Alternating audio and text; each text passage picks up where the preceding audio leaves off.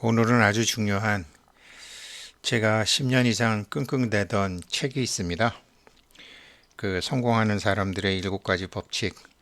그런데 이제 해석한 게 좀 뭔가 이해가 안 되는 부분이 있어서 2018년도에 샌프란시스코에 출장 갔을 때 샌프란시스코에서 원서를 사서 일주일 내내 그 책 갖고 씨름을 했지만 그래도 머릿속에 확실히 납득이 되지 않았는데 참 이제는 납득이 되고 마침 또 오늘 뭐 요 앞에 가게 오래간만에 갔더니 뭐 집안에 일이 있어서 금일 휴업합니다라는 게 써 있길래 혹시 그 집에 자제분들이 이태원에서 무슨 일이 있었나 싶은 생각도 들고 아무튼 전 국민이 슬퍼하는 날이기 때문에 뭐 코인에 대한 얘기보다는 좀 더 근원적인 말씀, 제가 10년 이상 고민했던 이게 돈 버는데도 사실은 이게 제일 중요한 건데 몰랐죠.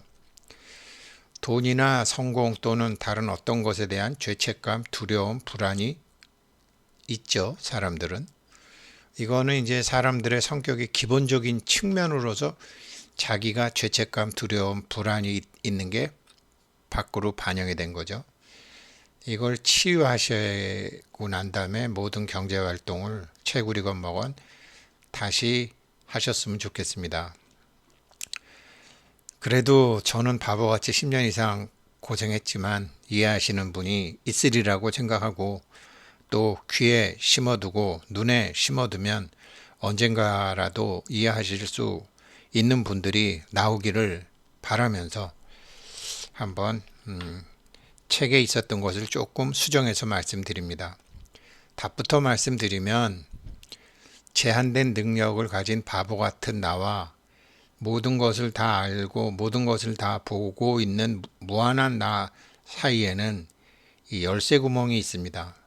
이 열쇠 구멍으로 들어가는 법을 알게 되면 어마무시한 자기 자신, 잠재력을 가진 자기 자신과 만나게 되는데 이것을 이제 우리가 보통 눈과 귀로 사람의 생각은 세 가지 마음이 크게 있어요. 그러니까 이제 눈과 귀로 자기가 이렇게 보거나 듣거나 이게 좋아 저게 좋아 하는 게 이렇게 구별해서 이제 하는 구별하는 마음이 있고요. 이건 머리에서요 의식으로. 그 다음에 이제 머리에서 의식으로 하는데 본능적으로 이게 나한테 유리한가 불리한가 좋다 싫다를 생각하는 걸 사량심이라고 하거든요. 요별심, 사량심. 근데 대부분 요별심, 사량심을 따라서 하기도 하고 안 하기도 하는데 이거는 집기심이라고 하는데요. 집은 들어오다, 모으다. 그 다음에 기는 내보내다. 그러니까 자기가 어떤 결정을 하건 이미 답은 정해져 있는 거죠.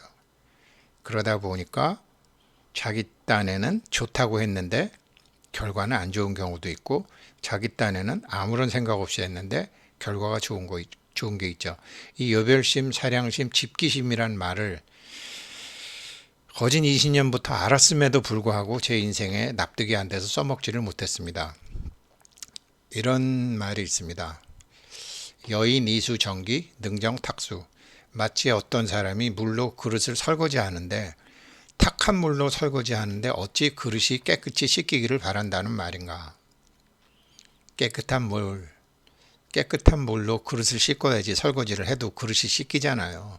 더러운 물로 앞만 열심히 씻어봐야 뭐가 설거지가 되겠어요. 두 번째, 인지이도자, 인지이기, 부지, 지, 국이, 무유시처하. 땅에서 넘어진 자 땅을 딛고 일어서야 되는데 디뎌야 할 땅이 어딘지도 모르고 일어서려고 한다면 도대체 어디를 딛고 일어설 수 있다는 말인가? 깨끗한 물과 디뎌야 될 땅을 오늘 참 읽어드리겠습니다. 디펙 쇼프라의 성공하는 사람들의 7번째 법칙 중에서 첫 번째 법칙인데 약간 수정했습니다. 성공의 첫 번째 영적 법칙은 순수 가능성의 법칙입니다. 이 법칙은 우리가 본질적인 상태에서 암마라식이라고 하는 순수한 의식이라는 사실에 근거합니다. 그 순수한 의식은 순수한 잠재력입니다. 그것은 모든 가능성과 무한한 창의성의 분야입니다. 순수 의식은 우리의 영적 본질입니다. 무한하고 무한하기 때문에 순수한 상락아정의 기쁨이기도 합니다. 이 암마라식이라는 의식의 다른 속성은 순수한 지식, 무한한 침묵, 완벽한 균형, 적이 없음, 단순성, 행복입니다. 이것이 사실 우리의 본성, 성품, 주인공이라고도 합니다. 그 우리의 본질적인 본성은 순수한 잠재력 중 하나입니다. 우리가 우리의 본래 자기를 발견하고 우리 자신이 누구인지를 알 때 아는 것 자체가 당신이 가진 모든 꿈을 이루는 능력이라는 점에서 당신은 영원한 가능성이며 과거에도 있었고 현재에도 있고 미래에도 있을 무한 에너지, 즉 측량할 수 없는 엄청난 잠재력을 되찾게 되기 때문입니다. 이 순수한 잠재력의 법칙은 또한 통합의 법칙이라고 부를 수도 있습니다. 왜냐하면 삶의 무한한 다양성의 기저에는 모든 것에 골고루 퍼져 있는 하나의 통합된 정신이 있기 때문입니다. 그래서 일심이라고도 합니다. 당연히 우리 자신과 이 에너지 장 사이에는 아무런 분리가 없습니다. 순수한 잠재력의 장은 우리 자신의 자아입니다. 그리고 우리는 우리의 이 진정한 본성을 더 많이 체험할수록 우리는 모든 것을 다 보고 모든 것을 다 아는 실지, 실견의 암마라식의 순수한 잠재력의 장에 더 가까워집니다. 참 나에 대한 경험 또는 참 자기 자신에게 모든 것을 비추어 보는 법을 배우는 것은 우리의 주변 모든 일에 대한 내적 기준점이 우리 경험이라는 대상이, 일이 모두 우리 자신의 보이지 않는 마음이 거울처럼 투영된 것이기에 이제부터 우리는 모든 것을 다 알고 모든 것을 다 보는 마법사의 요술 거울을 자신 속에서 찾게 되실 것입니다. 이것을 아는 사람은 소가 수레를 끌고 가는 정상적인 사람이 됩니다. 자기 투영이라고 합니다. 눈에 보이는 모든 일이 자기 카르마가 완전한 치유를 위해 자기 거울에서 이번 생에 투사된 것이라는 것을 모르고 살아온 사람들은 일어나는 모든 일이 거꾸로 자기 자신을 공격하는 일을 허용하는 결과를 초래하고 맙니다. 이렇게 살아왔던 우리는 수레가 소를 끄는 황당한 삶을 살아온 것입니다. 자기 투영, 내부 투영의 반대는 외부 투영입니다. 대부분 외부 투영의 삶을 사는데 외부 투영의 삶에서 우리는 항상 상황, 환경, 사람, 그리고 사물을 포함하는 우리 주변에서 일어나는 일이 외부의 대상에 의해서 영향을 받습니다. 외부 투영의 삶에서는 우리는 끊임없이 다른 사람의 승인을 구합니다. 우리의 생각과 행동은 항상 다른 사람들의 반응을 기대하게 됩니다. 따라서 본질적으로 삶이 두려움에 기초하게 됩니다. 당연히 이러한 외부 투영의 삶에서 우리는 또한 사물을 통제해야 할 강력한 필요성을 느낍니다.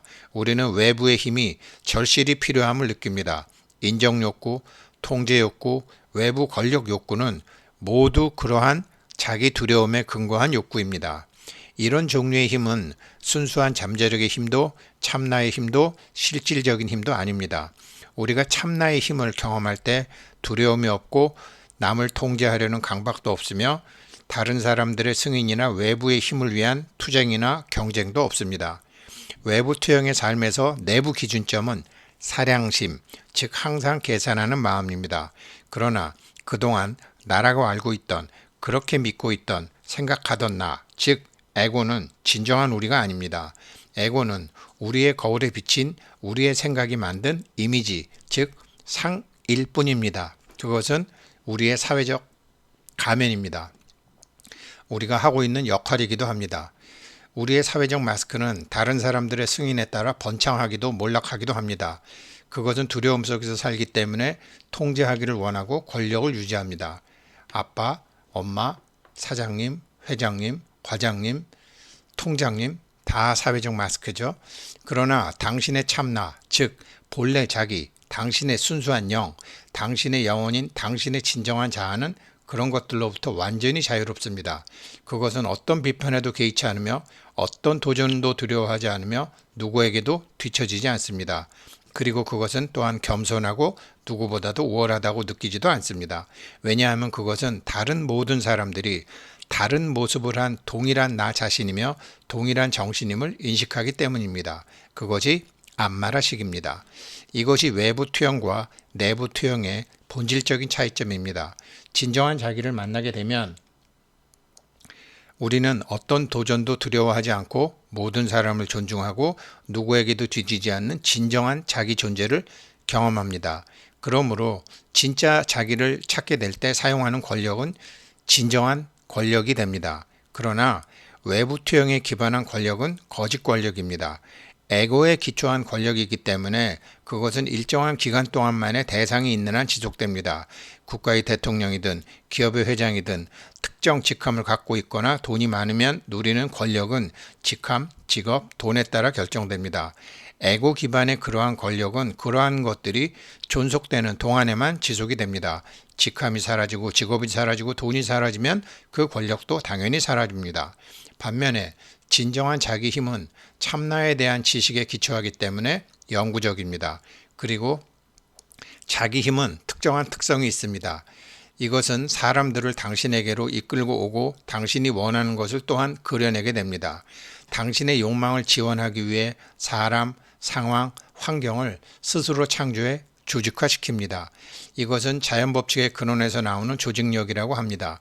이것은 신성의 도움이고 불성의 도움입니다. 그것은 감동과 은혜, 자비의 상태에 있는 것에서 오는 당신의 든든한 백이 될 것입니다. 당신의 힘은 당신이 사람들과 유대를 즐기고 사람들이 당신과의 유대를 즐기는 것과 같습니다. 당신의 힘은 결속의 힘입니다. 진정한 사랑에서 오는 결속입니다. 모든 가능성의 장인 순수 가능성의 법칙을 어떻게 우리 삶에 적용할 수 있습니까? 라고 물으신다면 순수 잠재력의 장을 당신도 누리고 싶으시다면 순수 의식에 내재된 창의성을 최대한 활용하려면 순수 의식과 우리가 서로 코드가 꽂혀야 됩니다. 그 코드를 꽂는 한 가지 방법은 매일 침묵, 명상, 그리고 아무것도 판단하지 않는 연습을 통해서입니다. 밤이나 낮에 자연 속에서 시간을 보내면 자연이 만든 무한한 창의성, 자유, 행복과 같은 현장 고유한 특성에 접근할 수 있습니다. 아무런 판단도 안 하고 침묵을 실천한다는 것은 단순히 작용이 일어나는 존재가 되기 위해 어느 정도의 시간을 나 자신에게 드리겠다고 다짐하는 것을 의미합니다. 침묵을 경험한다는 것은 말을 하는 활동에서 주기적으로 입을 다무는 것을 말합니다. 단지 입을 다무는 것이 아니라 말하고자 하는 자기 마음 자체를 닫는 것입니다. 또한 텔레비전 시청, 유튜브 청취, 책 읽기와 같은 활동을 주기적으로 중단하는 것을 의미합니다. 스스로에게 침묵을 경험할 기회를 주지 않는다면 이거는 우리 내부 대화의 혼란을 야기합니다. 그래서 침묵을 경험하기 위해 자기 자신을 가르쳐야 됩니다. 매일 약간의 시간을 내십시오. 단순히 매일 특정 기간 동안 침묵을 유지하기로 약속하십시오. 2시간 동안 할 수도 있고 1시간 동안 할 수도 있고 10분 동안 할 수도 있습니다. 그리고 때때로 하루 종일, 이틀, 심지어 일주일 내내와 같이 오랜 기간 침묵을 경험해 보십시오. 이 침묵의 경험에 들어가면 어떻게 됩니까? 처음에는 내부 대화가 훨씬 더 격렬해집니다. 우리는 무언가를 말하고 싶은 더욱 강력한 욕구를 느끼기도 합니다. 이틀 동안 침묵을 지켰을 때 완전히 미쳐버리는 사람을 알고 있습니다. 절박함과 불안함이 갑자기 찾아오기도 합니다. 그러나 그들이 침묵의 경험에 머물면서 그들의 내부 대화는 조용해집니다. 그리고는 침묵이 깊어집니다. 이것은 잠시 후에 그 사람 마음속에 사량심, 요별심, 집기심, 그 모든 마음 활동이 작동하기를 포기하기 때문입니다. 그것은 우리가 자아, 영혼, 이 에고의 말을 듣지 않으면 더 이상 돌아다니는 것이 우리를 격발시키는 것이 의미가 없다는 것을 그들 스스로 깨닫습니다. 그렇게 되면 내면의 대화가 잠잠해짐에 따라 우리는 순수한 잠재력의 장의 고요함을 경험하기 시작합니다. 자기 자신에게 편리한 대로 주기적으로 침묵을 연습하는 것은 순수 가능성의 법칙을 경험하는 한 가지 방법입니다. 매일 명상으로 시간을 보내는 것은 또 다른 것입니다. 이상적으로는 아침에 최소 30분, 저녁에 30분 이상을 명상을 해야 됩니다. 명상을 통해 우리는 순수한 침묵과 순수한 자각의 장을 경험하는 법을 배우게 될 것입니다. 이 순수한 침묵의 장에는 무한한 상호 연관성의 장, 무한한 조직력의 장, 만물이 만물과 뗄래야 뗄 수가 없이 연결되어 있는 창조의 자궁이 되는 궁극적 토대가 있습니다. 성공의 7가지 영적 법칙 중에 5번째 영적 법칙인 의도와 욕망의 법칙에서는 이 분야의 희미한 의도의 충동을 순수 잠재력의 장에 심는 것을 할 수 있고, 그렇게 되면 당신의 바람과 희망과 욕망은 자발적으로 싹이 자랍니다. 그러나 먼저 순수한 침묵의 장을 경험해야 됩니다. 고요함은, 마음속의 고요함은 우리의 욕망을 펼쳐내기 위한 첫 번째 요구사항입니다. 고요함 속에 당신을 위해 무한한 세부사항을 조율할 수 있는 순수한 잠재력의 장으로 연결이 되어 있기 때문입니다. 비유하면 고요한 연못에 작은 돌을 던지고 물결치는 모습을 상상해 보십시오. 그런 다음 잠시 후 다시 잔물결이 진정이 되면 또 다른 작은 돌을 던질 수 있습니다. 이것이 바로 우리의 생각을 침묵 속으로 열쇠 구멍으로 생각을 집어넣는 것입니다. 그것이 바로 당신이 순수한 침묵의 분야에 들어가서 당신의 의도를 당신의 모든 창조의 자궁에 소개할 때 하는 일입니다. 이 침묵 속에서 가장 희미한 의도조차도 모든 것을 다른 모든 것과 연결하는 보편적 의식의 기저, 그 안마라식의 기저에 파문을 일으키게 될 것입니다. 그러나 의식 속에서 이러한 고요함을 경험하지 못하고 마음이 요동치는 바다와 같다면 엠파이어 스테이트 빌딩을 그 안에 던져도 아무도 모르고 아무런 일도 일어나지 않을 것입니다. 순수한 잠재력의 영역에 접근하는 또 다른 방법은 어떤 것도 판단하지 않는 연습을 하는 것입니다. 판단은 나는 옳고 저 사람은 틀리다라는 사물에 대한, 사람에 대한 옳고 그름, 좋고 나쁨에 대한 끊임없는 평가입니다. 지속적으로 우리는 사량심으로, 요별심으로 평가하고 분류하고 사람과 물건의 레벨을 지정하고 분석할 때 스스로의 사량심과 스스로의 요별심으로 엄청나게 많은 혼란을 내부에 일으킵니다. 이러한 난기류는 우리와 우리의 순수한 잠재력의 장 사이의 에너지의 흐름을 막아버립니다. 말 그대로 생각과 생각의 간극을 좁혀야 됩니다. 이 열쇠 구멍같이 좁은 생각과 생각, 호흡지간, 호와 흡 사이의 그 공간은 순수한 잠재력의 분야에 대한 당신의 연결입니다. 순수한 자각의 상태, 생각과 생각 사이의 고요한 공간, 진정한 힘에 연결하는 내적 고요함입니다. 그리고 그 구멍이 좁아질 때 당신은 순수한 잠재력과 무한한 창의성의 분야로 연결을 만들게 됩니다. 기적의 과정, 기적 수업에서 오늘 나는 일어나는 일을 심판하지 않겠습니다 라는 기도가 있습니다.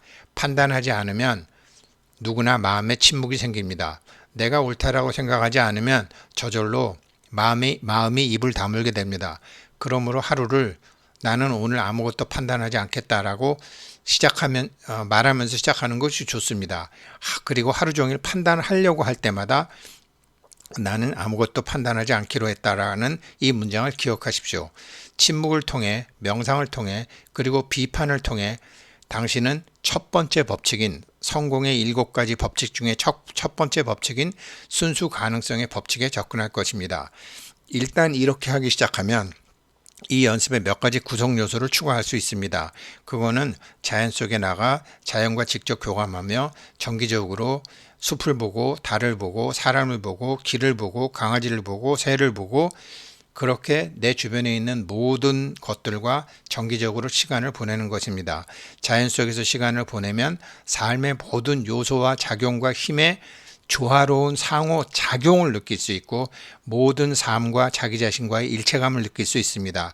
그것이 개울이건 숲이건 강이건 바다건 산이건 호수건 해변이건 자연의 지능과의 연결은 당신의 순수한 잠재력의 분야에 접근하는 데 도움이 될 것입니다.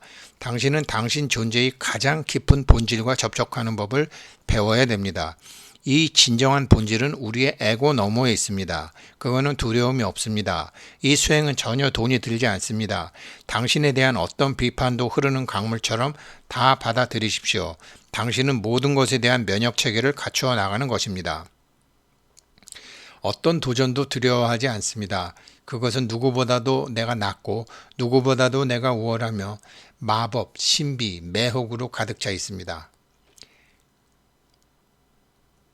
죄송합니다. 여기서 그것은 어떤 도전도 두려워하지 않습니다. 그것은 내가 누구에게는 낫고 누구보다는 우월하며 이러는 것이 아닙니다. 이러는 것을 초월한 마법, 신비, 매혹으로 가득 차 있습니다. 이렇게 우리의 진정한 본질에 대한 우리의 접근은 우리에게 모든 사람과 사물의 관계의 거울에 대한 인사이트, 통찰력을 줄 것입니다.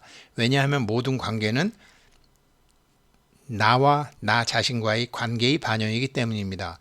예를 들어 당신이 돈이나 성공 혹은 다른 어떤 것에 대한 죄책감, 두려움, 불안이 있다면 이것은 당신 성격의 기본적인 측면으로 사람 성격의 기본적인 측면으로의 죄책감, 두려움, 불안감의 반영입니다.